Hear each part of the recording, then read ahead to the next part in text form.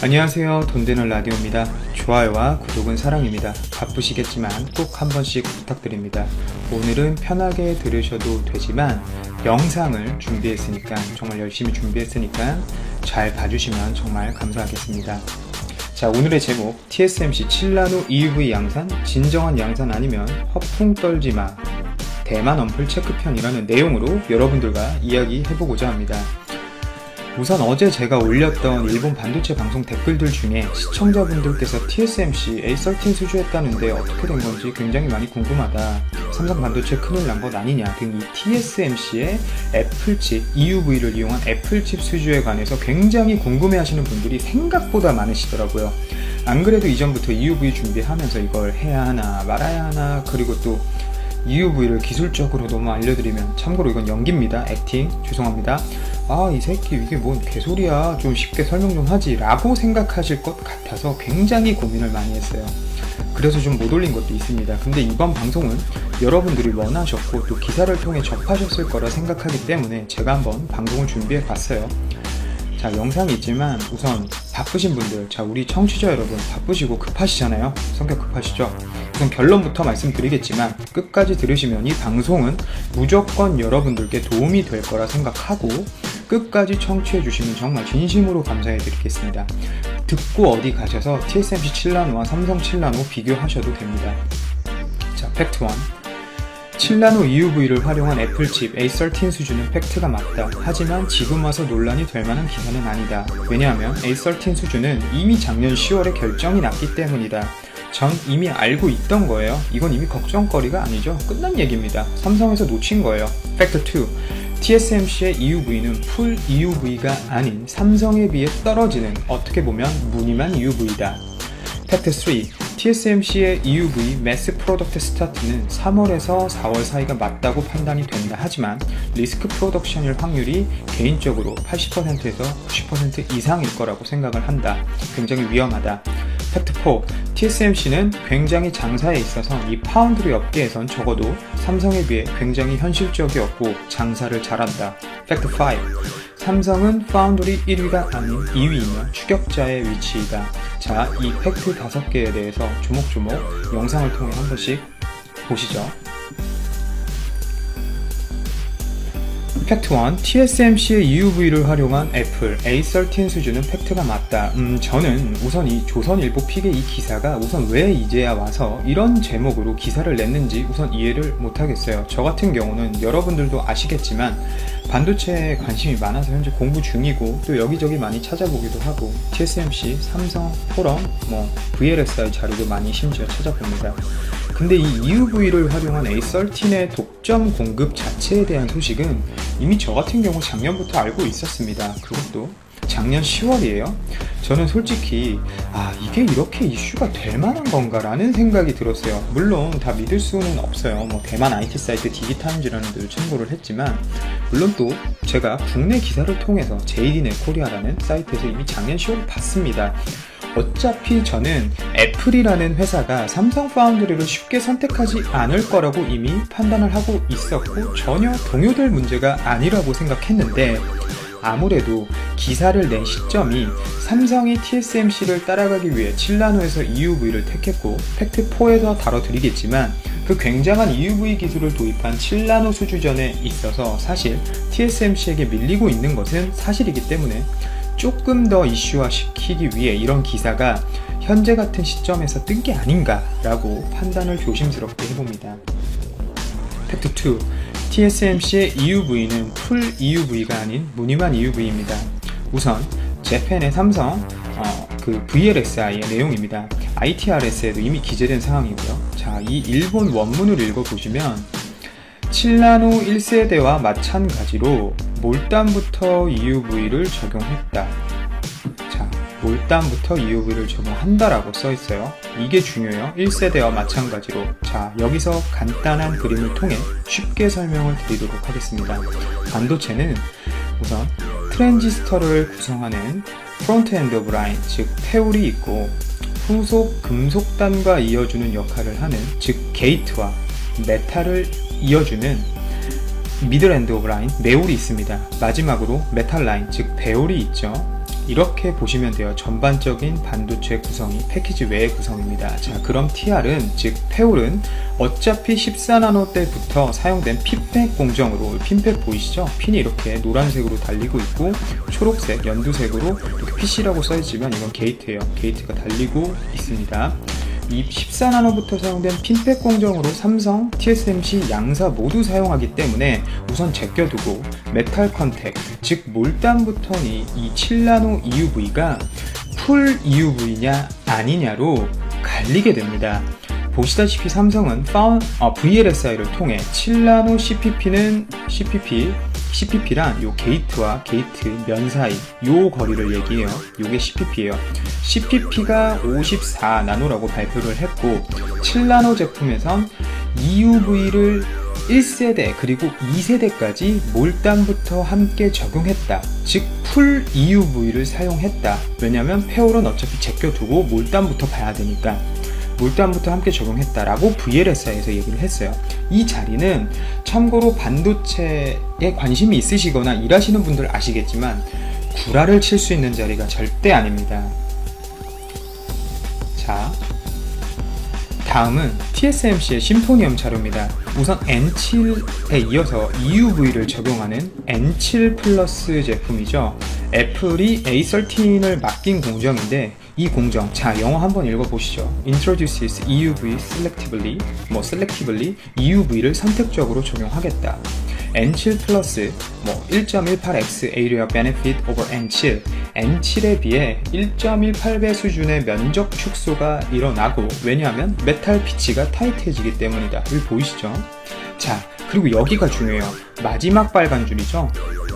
잠시 영어 좀 하겠습니다. 발음 안 좋지만 양해 부탁드려요. TSMC's second generation 7nm manufacturing technology will use extreme ultraviolet lithography for 4 non-critical layers. 여기가 중요해요. 4개의 중요하지 않은 크리티컬 레이어에 울트라 바이올릿, 즉 EUV를 적용하겠다. 4개의 중요하지 않은 스텝. And mostly in a bid to speed up production and learn how to use ASMR's Twin Scan NXE step and scan systems. 자, 이걸 간단히 해석해드리면 생산성 향상 및 ASML의 NXE 설비의 사용을 배우기 위해 이 EUV를 적용한다는 N7 플러스에는 중요하지 않은 4개의 스텝의 EUV를 한번 써보겠다. 자, 이걸 제가 다 연관지어 드리면 결국 제가 말씀드린 메탈 라인, 즉 배올단에 EUV를 적용하겠다는 소리고, 리스크 양산이라고 표현한 점은 현재 설비가 안정화도 안 된 상태이면서 EUV 장비에 대한 사용법이 익숙치 않기 때문에 이 TSMC는 오히려 이 A13 같은 경우를 양산을 하면서 이 설비에 대해 배워보겠다는 겁니다. 결국 양산 아닌 양산이며 리스크 프로덕션이다. 또 무늬만 EUV다가 여기서 나오는 거예요. 이건 TSMC가 발표한 거예요. 네, 팩트입니다. 자, 팩트 3. 자, 문제의 기사죠. TSMC의 EUV 매스 프로덕트 스타트가 올해 3월에서 4월 늦어도 2분기에 시작된다라는 게 기사의 내용이었는데 이건 팩트가 맞다고 봅니다. 여러분들이 사실 가장 우려하시는 부분인데, 우선 칩에 대한 수율 확보 및 성능 테스트가 작년 18년 3, 4분기 이미 CS 제품, 즉 커스터머 샘플을 테이프아웃을 했어요. 전한 겁니다. 하지만 말씀드렸듯이 이렇게 양산을 시작해도 방금 말씀드렸죠. 팩트2에서 리스크 프로덕션의 확률이 굉장히 높다는 점. 두 번째, 아까 제가 말씀드린 게이트 CPP, 즉 게이트 면과 게이트 면까지의 거리 CPP 감소가 TSMC의 N7 플러스에서 페올단의 변화로 과연 있을지 모르겠습니다. 하지만 N7 플러스에서 SRAM의 집적도가 만약 향상이 된다면, 즉 TR이 더 가까워진다면 CPP는 감소하게 됩니다. 그럼 패턴과 패턴 사이가 굉장히 좁아지기 때문에 그 위에 올릴 메탈 컨택을 할 구멍을 뚫어주는 이 난이도는 엄청나게 급상승하게 됩니다. 당연히 불량률이 굉장히 올라가게 되죠. 그리고 페리클 문제는 현재 삼성도 제대로 해결하지 못하고 있고 ASML도 제대로 못 해결하고 있는 실정이에요. 근데 국내 기업이죠. 최근에 SN텍인가? 거기서 ASML의 페리클보다 더 성능이 좋은 페리클을 삼성과 같이 연구 개발하고 있고, 오히려 ASML도 놀라서 현재 이 기업에 굉장히 집중하고 있으면서 페리클을 ASML에 독점 공급할 수 있다는 소식도 전해지고 있어요. 결국 TSMC는 EUV 도입이 늦은 상태에서 무늬만 EUV를 쓰고 있고 설비 안정화도 안 된 상태다. 그러므로 페리클 문제에도 분명 취약할 확률이 높다. 페리클 문제는 투과도 및 디펙적으로 문제가 있는데, 우선 페리클의 투과도가 떨어지면 패턴 형성이 제대로 되지 않습니다. 그럼 페리클을 좀 없이 해보려 해도 디펙적으로 불량품, 파티클이라든지 이런 디펙적으로 취약해지기 때문에 이마저 힘든 상황이죠.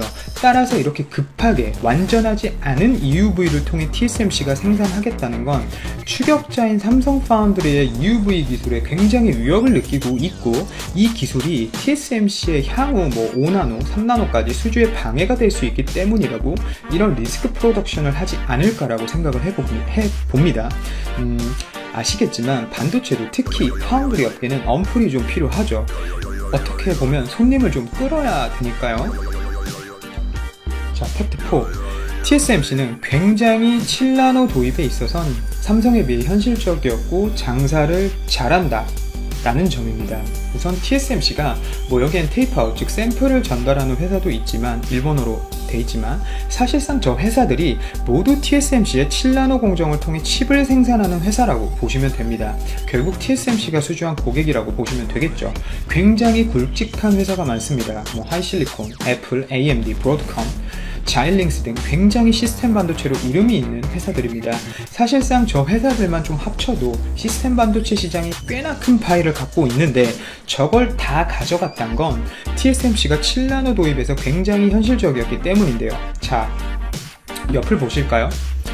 2D야 여기 1D라고 써있는데, 다른 영어 보시지 마시고 2D와 1D만 보세요. 2D는 결국 마스크를 이용한 포토 공정을 하게 됩니다. 기술적 난이도는 줄어들지만 마스크 비용이 굉장히 상승한다는 점은 부담이 됩니다. 회사에 있어서.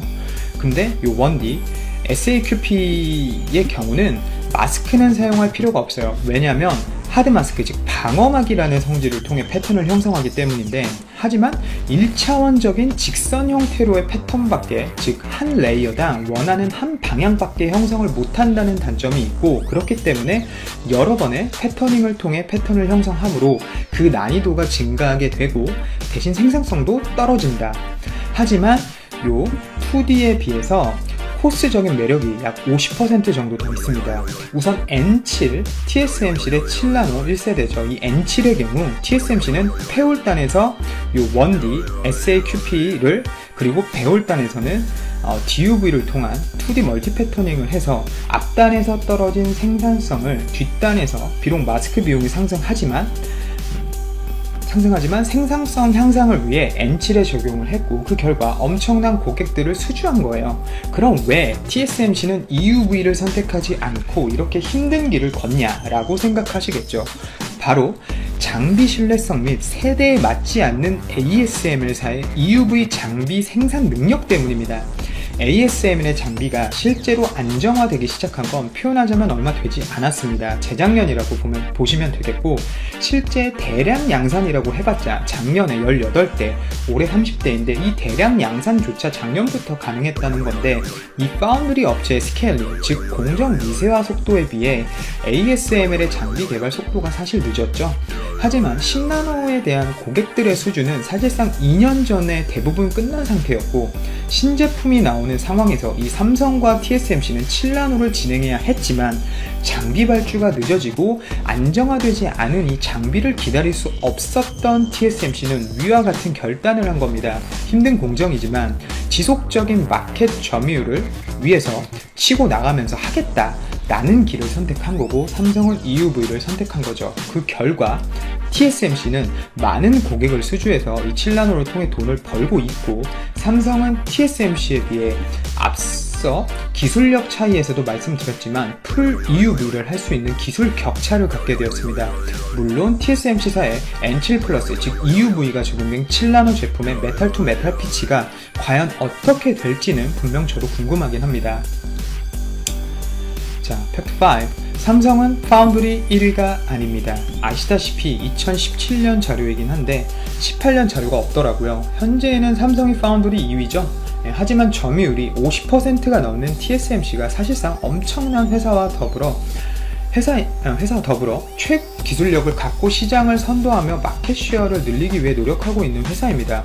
물론 삼성이 풀어야 할 숙제가 많긴 합니다. 우선 고객 다변화가 필요해요. 우선 삼성전자 자체도 모바일 사업부에서 스마트폰을 만들고 있고, 또 실제 시스템 LSI라는 회사에서 엑시노스라는 AP를 만들고 있기 때문에 다른 굵직한 어떤 팹리스 업체들이 삼성을 찾는다는 건 사실 쉽지 않은 상황입니다.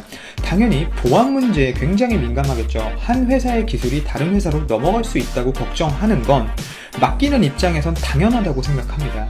그리고 지금 삼성전자는 현재 메모리에서 벌어들인 이익이 천문학적이기 때문에 이 M&A를 통해 파운드리 사업부의 카파업 또한 분명 필요하다고 생각합니다. 하지만 이 모든 건 차근차근 풀어가야 할 문제라고 분명 생각을 하고, 현 시중, 현 기점으로 봤을 때 모두가 불가능하다고 생각했던 미세 공정의 한계를 50%가 넘는 점유율을 갖고 있는 TSMC와 대등하거나 혹은 EUV 공정에 있어서는 좀 더 나은 모습을 확실히 보여주고 있기 때문에 대한민국 국민으로서 이 삼성을 좀 응원해주고 시간이 조금 걸리더라도 기다려줘야 하지 않나 라는 생각을 해봅니다. 또 삼성이 한다면 한다는 회사 아닙니까? 2030년까지 파운드리를 1등으로 만들겠다고 하고 적극적으로 투자를 하고 있으니 분명 짧은 시간 내에 TSMC의 마켓 점유율을 어느 정도 뺏어오지 않을까라는 생각을 해봅니다. 자, 오늘 방송 길었지만 결론. 팩트 1, TSMC의 7나노 EUV 애플 A13 수준은 팩트가 맞다. 팩트 2, TSMC의 EUV는 풀 EUV가 아닌 무늬만 EUV다. 4개의 크리티컬하지 않은 레이어에만 적용해보면서 생산성 향상을 실험해보고 설비를 사용해보겠다 정도 수준. 팩트 3, TSMC의 EUV 매스 프로덕트 스타트는 3월에서 4월 사이가 되는 것이 맞다. 하지만 트랜지스터의 직접 라든지 어떤 SRAM의 성능 향상에 큰 기여를 하지는 않는다. 팩트 4, TSMC는 굉장히 현실적이고 삼성에 비해 장사를 7나노에 있어서 잘했다. 팩트 5, 삼성은 파운드리 1위가 아니다. 하지만 리얼 풀 EUV를 사용하니까 좀 기다려보고 지켜보면서 응원을 해주자 라는 게 오늘의 방송 골자입니다. 길지만 도움이 좀 되셨을지 모르겠습니다. 팩트 위주로 최대한 방송을 했으니까 또 어떻게 생각하시는지 피드백 많이 달아주시면 또 저도 답변을 드리도록 하겠습니다. 오늘도 긴 제 방송 봐주셔서 그리고 들어주셔서 정말 감사하고, 또 주말 가족들, 친구분들과 좋은 시간 보내시고 또 다음에 좋은 방송으로 찾아뵙고 인사드리도록 하겠습니다. 좋아요와 알람, 구독은 사랑입니다. 한 번씩 꼭 부탁드려요. 감사합니다.